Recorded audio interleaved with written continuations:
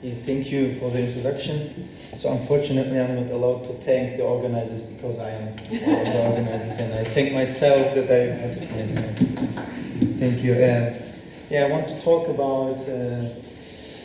Maybe this topic is a part of our project Linked Open Tafsir, but I'm not focusing especially on the project, but on one of the results or a very specific topic. And I call it the case of naṣārā naģrān. Why I use this, why I said to this case of naṣārā naģrān, I will explain. So I will begin with al-Ṭabarī in his work Ģāmi' al-Bayān. Ibn Ģarīr al-Ṭabarī shows different theological and cultic aspects of Christianity during the interpretation of the verses that may be referred to Christian groups.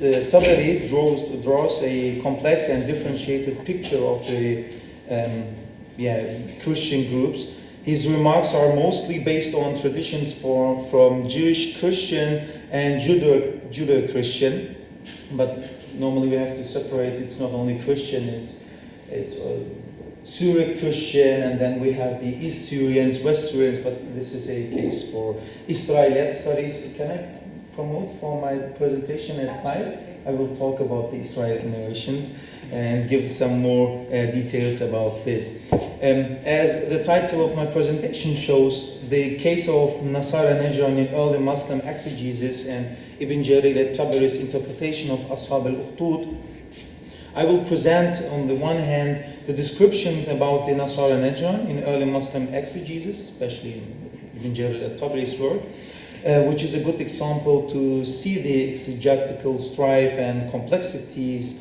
involved in understanding, interpreting, and contextualizing the Quran's verses by early Muslim scholars. I'm going to show two examples, as you can see. Oh no, these two examples. There are unfortunately more examples, but I want to focus on these two examples in the Quran. You can just see the translations.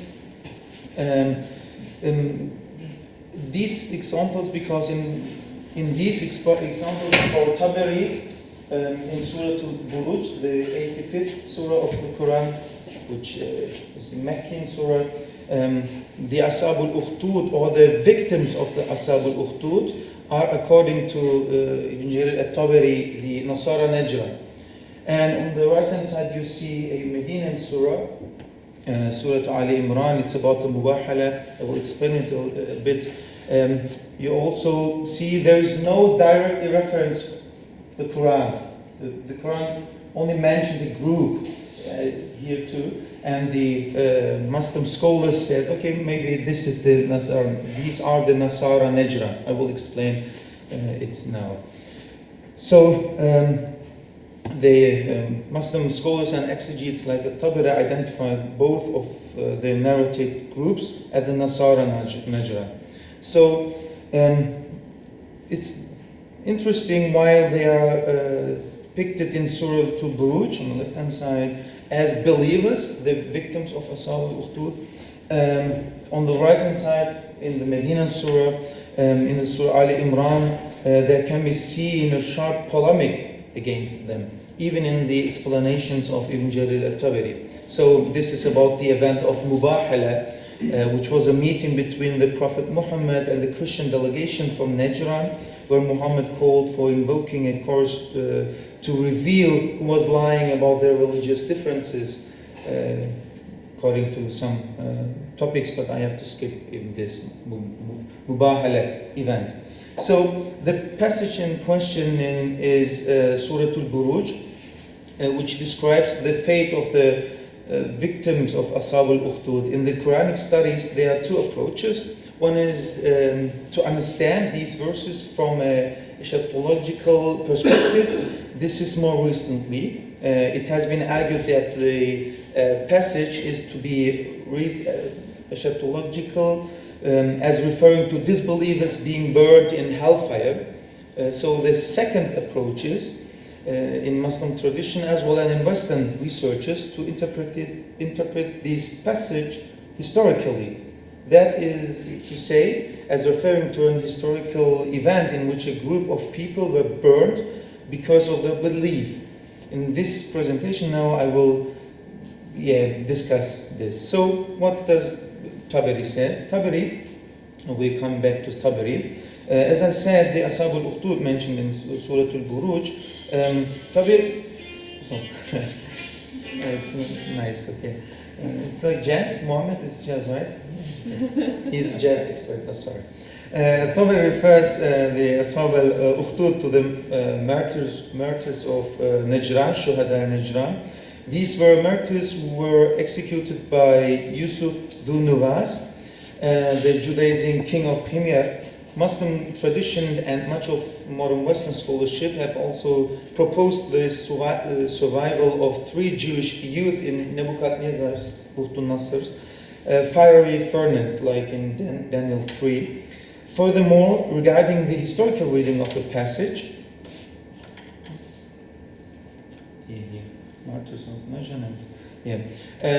regarding the historical reading of the passage, it is argued that the verses referred to the event recorded in Daniel 3 rather than to the martyrs of Naģrān episode.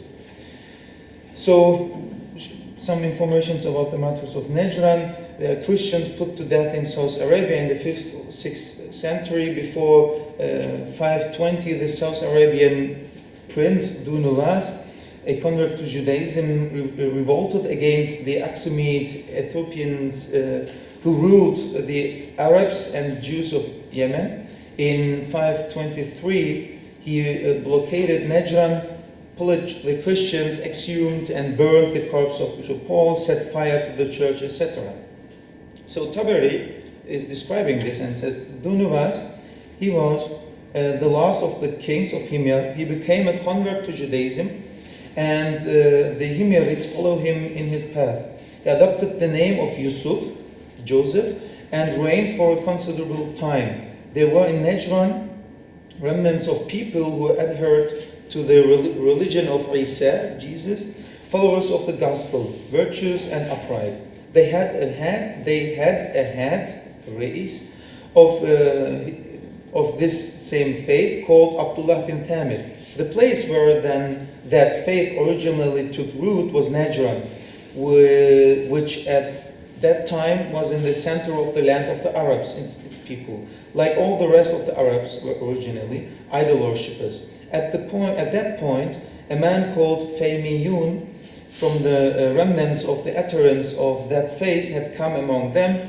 He summoned them to his religion and they adopted it, etc. So we see that Ṭabarī is describing these people, but we don't know from which sources he got these narrations. So he's explaining and telling about the aṣḥāb al-uḥdūd, and not even Ibn Ǧarīr al-Ṭabarī. We can find these explanations about the aṣḥāb al-uḥdūd in different exegetes. For example, according to Muqatil ibn Sulaiman, this refers to the persecution of Christians by the last Jewish Himyarite king Yusuf Ashari Athar Dunuvas, and accordingly Dunuvas burned the Christians, etc. These are the explanations of Muqatil ibn Sulaiman. Therefore, according to Ṭabarī, among the scholars, he is calling the victims of aṣḥāb al-uḥdūd. Maybe I should explain a little bit.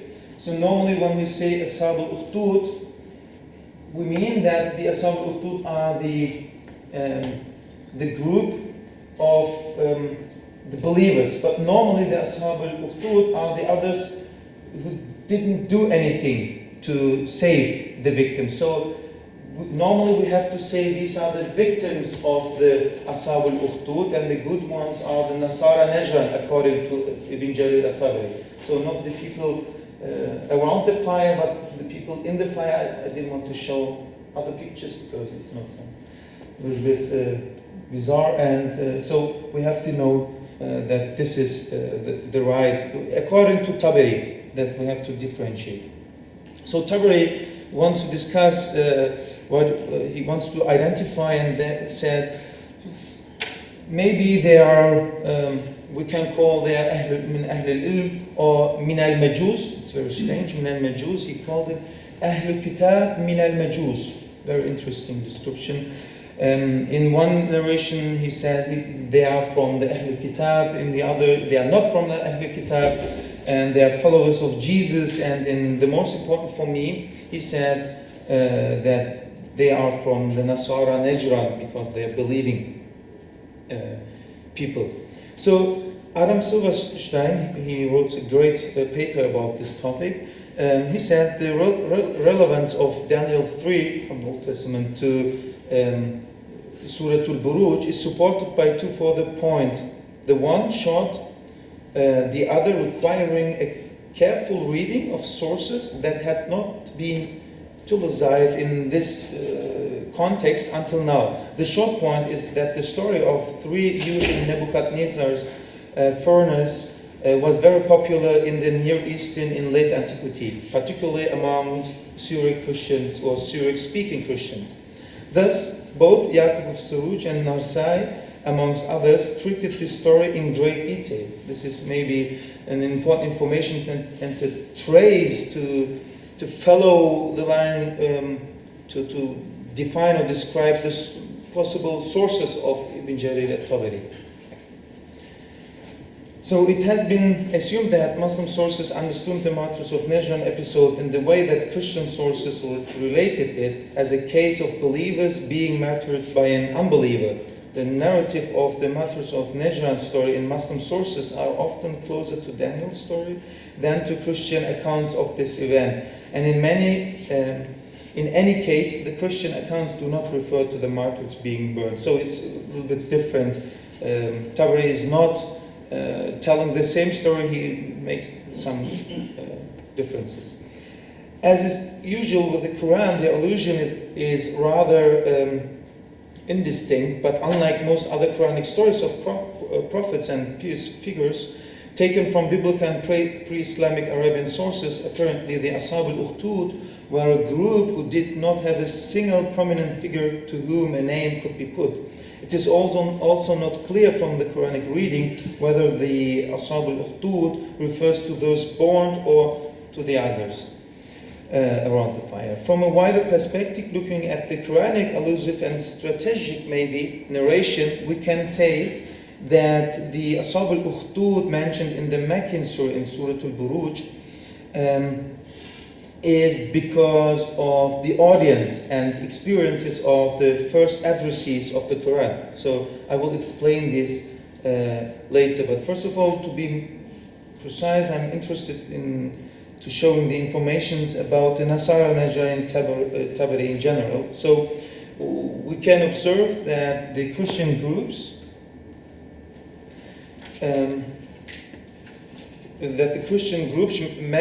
mentioned in the early Quranic exegesis are presented in a way that is reduced to their Christological or theological and no further explanations to their Christological view, and there are no further explanations. In addition, the reduction of, for example, East Syrian Christians, even with the calling naṣārīyūn, which is not really correct, to the fact that they would say that Jesus is the Son of God and that the divine and human nature are found in Jesus one, but etc.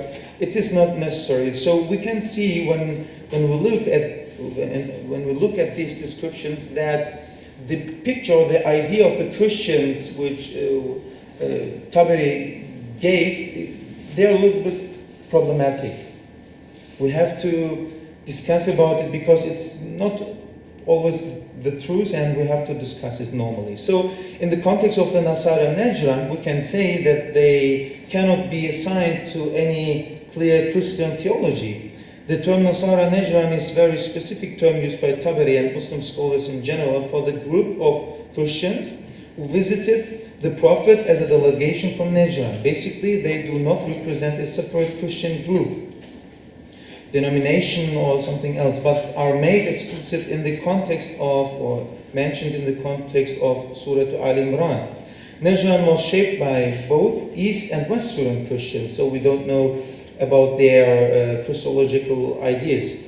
Some Muslim sources say they are near to East Syrian, some others say it's close to West Syrian sources. So al-Ṭabarī mentioned not only according to these two questions, but we have to understand the Quranic version and the version of Ṭabarī, or the explanations or details of Ṭabarī, in the context of the prophetic stories, or we call it Qasasul Anbiya or Qasasul Anbiya. The prophetic stories in the Quran, they appear in fragments throughout the Quran. Their function can be described as a kind of bridge of remembrance with which the early community of the Quran is reminded of the stories known from the biblical context, and not only canonical sources, even in apocryphal or pseudo-apocryphal or some other sources, but Jewish and Christian sources, in order to be able to familiarize them with a new message of revelation. These stories are rarely told in detail, but use the well-known image that are part of the religious and cultural memory of the Arabian Peninsula in the 7th century. So this return to the biblical culture of remembrance of the Quran shows the dynamic character of the Quranic revelation, because it creates a common breeding ground for common memory, which is to be seen as an ordering process of and self-structuring. So I will maybe sum up. So exegesis of the Quran does not follow this Quranic direction always, as the Quran did. A change of perspective takes place there, since the focus is no longer on the first listeners or addressees, but on the readers of the Quran. The readers of the Quran, so when I'm telling this, is not faced with the task of presenting a meaning that should be as close as possible to the revelation in the Quran. Also, you know him, describes this as an uncomfortable task to make the Quran speak in other times. So when you this was this. So when you look at this, so we have on the left-hand side the first addressees of the Quran, and on the right-hand side the others. So maybe we are not here in the picture right away. And if we want to go back to we reconstruct and go back to the Quranic context, it is not easy. We say bridge, but it is not a bridge where you feel very safe. It is like this guy did. It is very, it can be problematic. It can be dangerous. So it is not safe. We have to work with speculations or with theories. We don't know exactly how to define this. And this gap between the proclamation and the text is an obstacle in the correct interpretation of the Quranic revelation. So in the context of aṣḥāb al-uḥdūd, I would say that in my opinion, the surah in Mecca, so we have to try to reconstruct the environment of the first addressees. So according to the Meccan surah, Surah al-Buruj, the surah in Mecca reflects the experience of the young Muslim group in Mecca, and the persecution of Christians is implicitly compared to the experience of the young Muslim community in Mecca. The story of aṣḥāb al-Kahf, for example, also belonged to this series of narrative, I don't want to say narrative strategy, it's narrative style of narrate something. Adding here the declarations of Ṭabarī that the aṣḥāb al-uḥdūd separated from their own people in order to realize that there is one God and were therefore killed, the attitude of the Christians is emphasized here. To a certain extent, this is also reflects the Quranic theology, namely the emphasis on monotheism, comparing with aṣḥāb al-Kahf, for example.